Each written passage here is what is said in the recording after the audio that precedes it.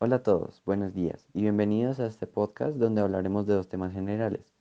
Primero, la Guerra del Pacífico y segundo, el Imperio japonés. Por esta razón, hemos dado el título al podcast de La batalla del cielo y el mar. Iremos explicando y mostrando imágenes relacionadas con el tema que se está hablando. Esto acompañados por José Fernández, Nicolás Alarcón, Camilo Díaz y Tomás Pérez.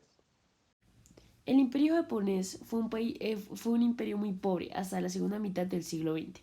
En 1902, Reino Unido firmaría un pacto con Japón. Japón ayudó a la Triple Entente, abriendo o asegurando las vías marítimas. En 1904 a 1905 hubo una guerra, la cual se llamó Guerra Ruso-Japonesa, en el cual el imperio japonés ganaría y se convertiría en una nueva potencia. Tiempo después, Reino Unido rechazaría la propuesta de igualdad racial. Esto haría que el imperio japonés rompa el acuerdo, porque Japón se indignaría en 1923. En 1937 se daría la Segunda Guerra Chino-Japonesa, en la cual hubo una masacre en Nankín, y Japón aprovecharía.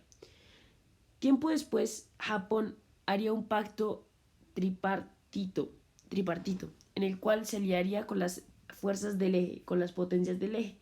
Japón invade la Indochina francesa y como Francia estaba aliado con Estados Unidos en la Segunda Guerra Mundial, Estados Unidos corta el suministro de gas y apoya a China. Esto ocasionaría el ataque a Pearl Harbor. Tiempo después, Estados Unidos ganaría la guerra. Esto ocasionaría que los japoneses perdieran todos sus territorios, los cuales fueron entregados tiempos después en el Tratado de San Francisco.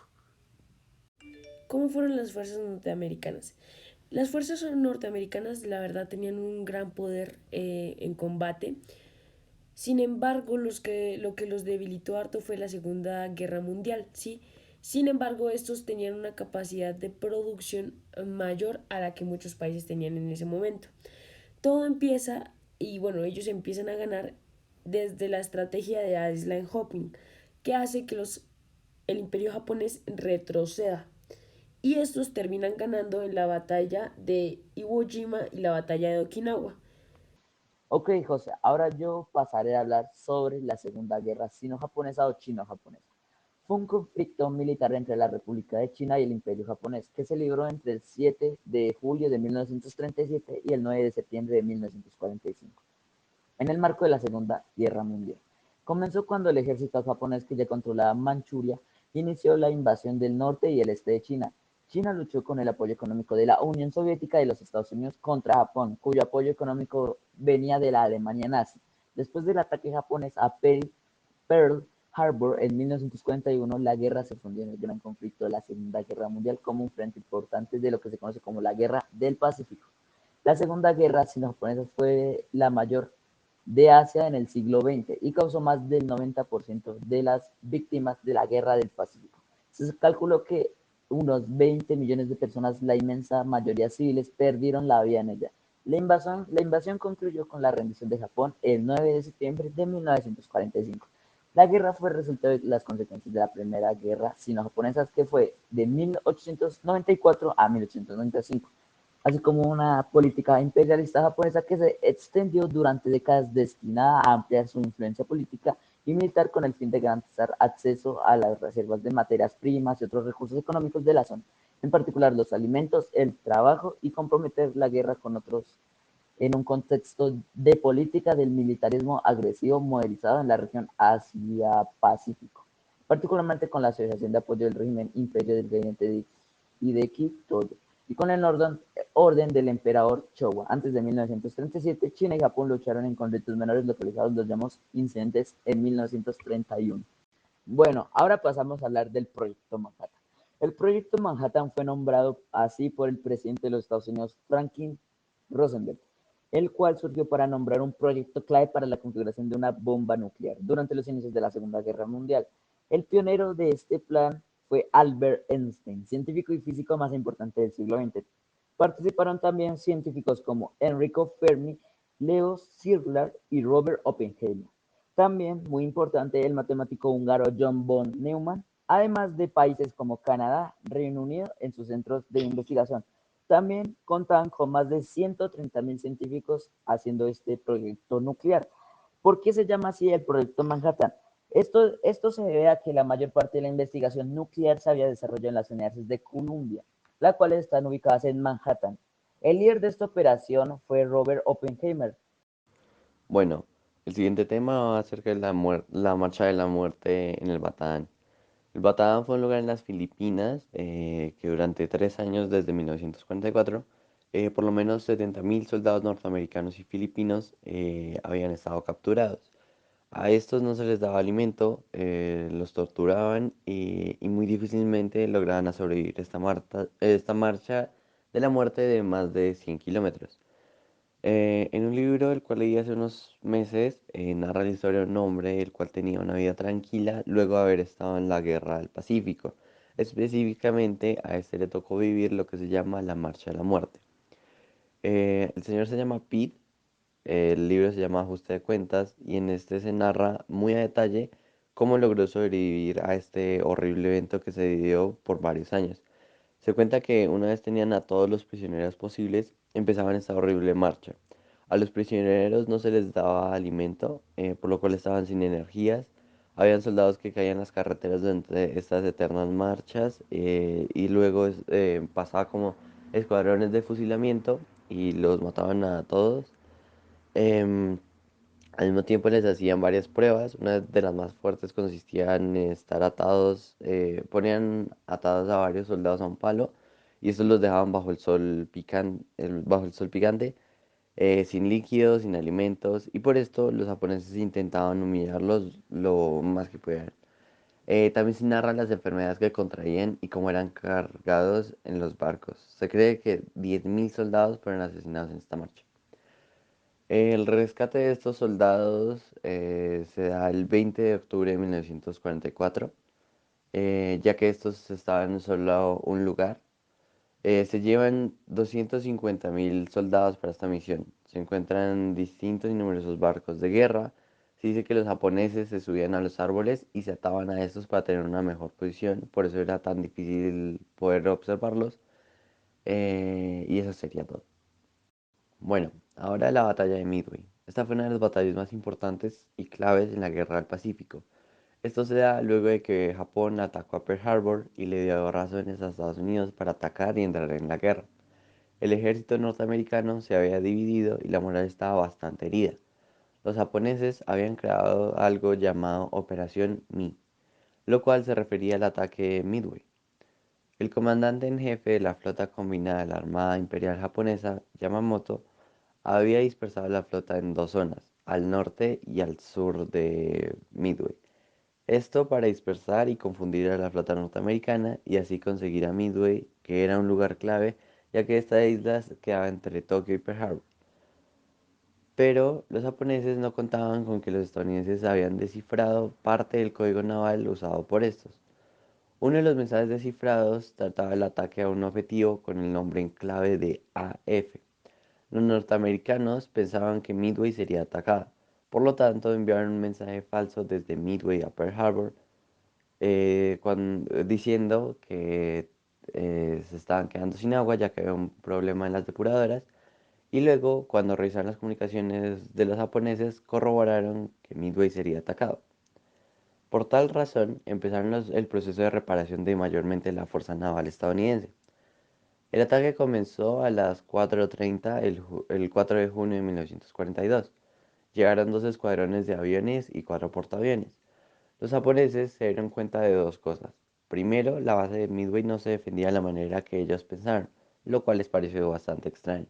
Segundo, la fuerza naval estadounidense había quedado alejada de la base de Midway y estaban esperando. El general al mando de la operación tenía dos opciones: seguir el mando de guerra y estar tranquilo, o atacar a los buques de guerra con la reserva de aviones. Tomó la decisión de seguir el manual, lo cual fue un gran error. Aviones norteamericanos empezaron a despegar y atacar los portaaviones japoneses, lo cual los hizo moverse a la posición en la que estaban. Al principio se destruyeron tres o cuatro portaaviones japoneses. Con el que aún estaba en guerra atacaron a Yorktown, el cual se acaba de reparar los estadounidenses luego de la guerra del Coral. Los estadounidenses lo pudieron reparar por segunda vez en una hora. Luego de ser reparado, los japoneses confundieron al Yorktown con otro buque que se llamaba Enterprise y lo volvieron a atacar al Yorktown. Por eso el Enterprise fue capaz de derrotar al último portaaviones japonés. Y así termina esta batalla tan importante en la Guerra del Pacífico. El ataque a Pearl Harbor fue una ofensiva militar sorpresiva llevada a cabo por la Armada Imperial Japonesa contra la base naval estadounidense de Pearl Harbor en Hawái. En el marco de la Segunda Guerra Mundial, el ataque se llevó a cabo el domingo 7 de diciembre de 1941 y tuvo por objetivo hundir la flota estadounidense del Pacífico.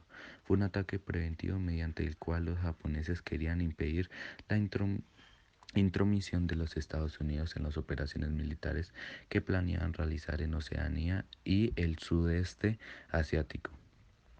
El ataque fue realizado por más de 300 aviones japoneses que, en dos oleadas, bombardearon y ametrallaron las instalaciones de la base naval y los barcos anclados en el puerto.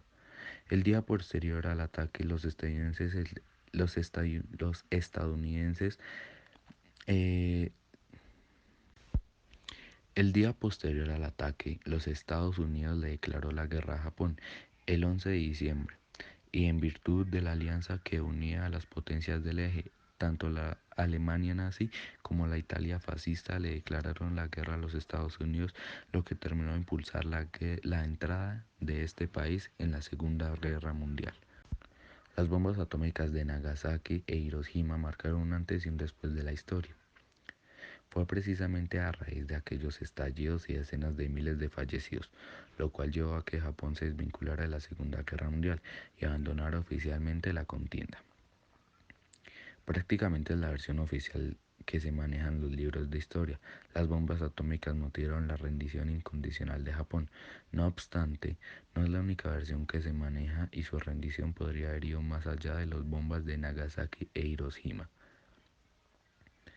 Japón no se rindió por las bombas atómicas, se rindió por la invasión soviética de Manchuria, asegura el joven historiador Daniel Murillo en su cuenta de Twitter, quien además señala la historiografía estadounidense busca llevarse el mérito y dejarla a la URSS fuera de la ecuación. Una versión de los acontecimientos que hemos querido hablar con el propio historiador Daniel Murillo, quien nos ha hablado de la versión del historiador japonés Tsuyoshi Hasegawa para poder entender la situación. Murillo ha querido contextualizar el momento. El imperio japonés había perdido la Segunda Guerra Mundial en la batalla de Midway en 1942, donde pretendían ganar la guerra hundiendo la flota americana, pero el resultado será al revés, explica el historiador. En aquel momento, el ejército japonés perdió la gran mayoría de sus portaaviones y en aquel momento decidió hacer una especie de retroceso de defensa hasta el año 1945 cuando la situación se tuerce. Daniel Murillo ha asegurado que Japón no tenía intención de rendirse, aunque en realidad el gobierno sabía que la rendición era inevitable. Su única intención era retrasar al máximo aquel momento. En 2000 años de historia, nunca se había rendido a una potencia extranjera. Ha comentado, de rendirse hubiera supuesto un duro golpe para el honor del país. Al parecer, la intención de Japón no era otra cosa la de hacer un desgaste de Estados Unidos con el objetivo de forzar una paz blanca. ¿Qué significa esto? Una rendición en la que Japón cede, pero también lo tendría que hacer Estados Unidos. Estados Unidos pretendía invadir Japón con la operación Downfall, pero hicieron un análisis en el que estimaron que habría de 400.000 a 800.000 bajas estadounidenses. Ha asegurado, los japoneses, sin embargo, habían asumido que deberían morir al menos 20 millones de personas, tanto en el ejército como civiles. Ha continuado esta situación, llevó a Estados Unidos a entender que la situación era un problema y que no podían permitirse tal cantidad de bajas. Fue así como optaron por lanzar dos bombas atómicas.